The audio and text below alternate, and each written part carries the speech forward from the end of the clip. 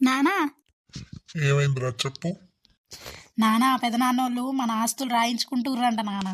ఏం కాదులేరా, పెదనాన్నేగా, ఏమైతుంది చెప్పు. మనోళ్ళేగా, తీసుకొనిలే. పెదనాన్న వాళ్ళేగా, ఏం కాదు, మనోళ్ళే కదా, చెప్పు. నానా అమ్మమ్మ వాళ్ళ ఇంటికాడ నుంచి వస్తుంటే అమ్మమ్మ 100 రూపాయలు కూడా ఇవ్వలేదు నానా. ఏంది, 100 రూపాయలు ఇవ్వలేదా? ఏమే, ఇటు రావే. ఏమైందండి పిలిచిర్రు? ఏమైంది? ఏమైందా? మీ అమ్మ 100 రూపాయలు ఇవ్వలేదంట.